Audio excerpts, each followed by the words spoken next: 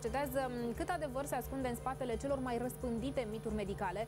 Astăzi vom afla dacă este sau nu adevărat că vaccinarea copiilor împotriva rubeolei, oreionului și rujeolei duce la autism.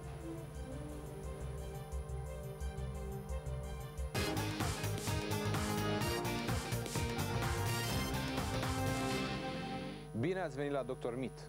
Ca de obicei, confirmăm sau infirmăm miturile pe care am fost învățați să le credem. Sunt dr. Bogdan Ivănescu și sunt pasionat de colțurile întunecate ale medicinei.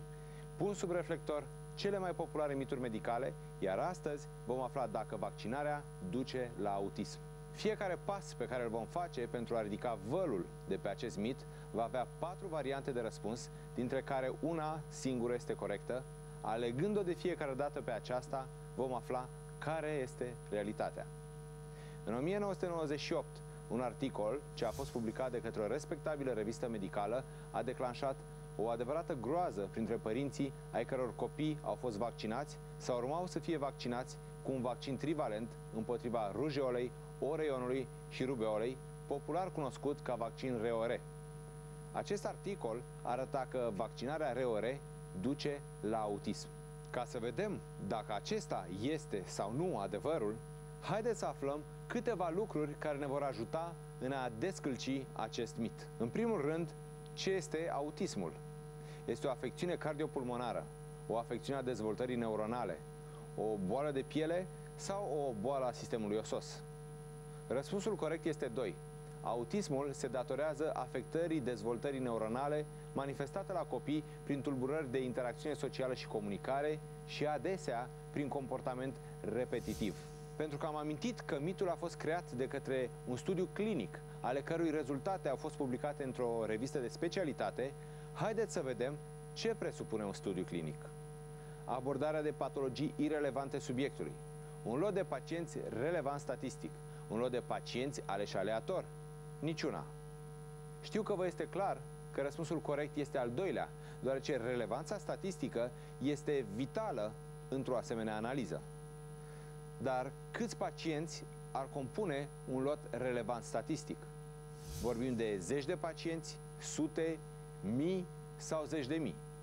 Răspunsul corect pentru un asemenea studiu este sute. Cu cât este mai mare numărul de subiecți cuprinși într-un studiu clinic, cu atât rezultatele studiului sunt mai corecte. Haideți să vedem în cazul studiului nostru câți pacienți au fost cuprinși în lotul ce urma să demonstreze că vaccinarea duce la autism. 12, 234, 8520, 67.000. Mi-e teamă că v-a fost greu să ghiciți răspunsul. Din păcate, răspunsul corect este 12. Dar pentru a explora și mai îndeaproape acest studiu ce a creat acest mit, să vedem ce probleme de sănătate au avut cei 12 copii incluși în studiu.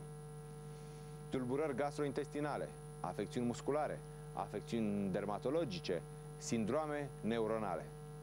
Am senzația că aceasta a fost a doua întrebare capcană a acestei zile. Nu, răspunsul corect nu este 4, ci 1, tulburări gastrointestinale. Dar cu ce au fost asociate aceste tulburări gastrointestinale? Cu enterocolita, cu encefalita, cu autismul, cu rahitismul? Au fost asociate cu autismul și, prin urmare, iată concluzia studiului că vaccinul ROR dă autism. Și deși ne îndoim de pe acum asupra solidității acestui mit, să fim curioși și să mergem mai departe. Dacă vaccinarea antirubeolă, rujeolă, oreion este periculoasă, cu ce ar putea fi aceasta înlocuită? Cu antibiotice, cu antivirale, cu un stimulant imunitar specific sau cu un tratament genic? În viziunea unui medic britanic, așa cum a făcut-o acesta publică, ar fi mai sigur ca vaccinarea să fie înlocuită la copii cu administrarea unui stimulant imunitar specific ROR. Poate că nu este o idee atât de rea. Să vedem cine deținea brevetul pentru acest stimulant imunitar specific. Dr. Goldfinger, Dr. Greenthumb, Dr. Evil sau Dr. Wakefield. În acest caz este vorba despre domnul Dr. Andrew Wakefield. Și pentru că este important să legăm lucrurile între ele și să ne apropiem de înțelegerea intrigii romanului polițist, să vedem cine este autorul studiului împotriva vaccinării ROR. Și ne vom referi exact la aceleași persoane: Dr. Goldfinger, Dr. Greenthumb, Dr. Evil, Dr. Wakefield? Cred că răspunsul este evident. Câștigător al conflictului de interese este domnul Dr. Wakefield. Ca urmare a publicării acestui studiu de către Dr. Wakefield, cu cât a scăzut vaccinarea ROR în Marea Britanie? Mai puțin de 1%, până la 10%, aproape 40%, până la 90%?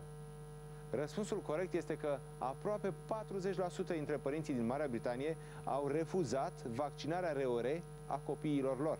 Cum era și firesc, imediat a crescut numărul de cazuri de boli din grupa rubeolă, rujeolă, oreion.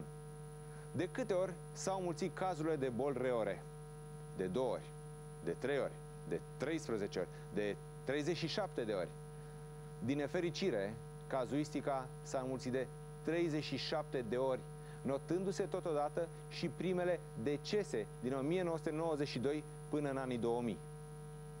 Cum era și firesc, autoritățile au încercat să certifice rezultatele studiului antivaccinare ROR.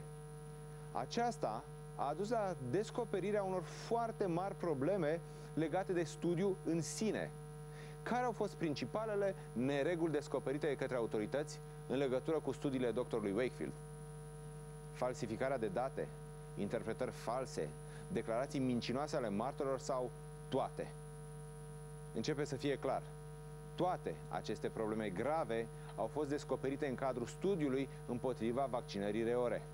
Așa cum un ziarist a afirmat în 2011, aceasta a fost cea mai dăunătoare șarlatanie a ultimilor 100 de ani, deci mitul conform căruia vaccinarea duce la autism este fals. Crezi că știi un adevăr medical de nezdruncinat? Scrie-ne despre el la drmit@rtv.net, iar cel mai controversat mit al lunii va primi un premiu surpriză. Întreabă și cercetează și nu pierde Dr. Mit.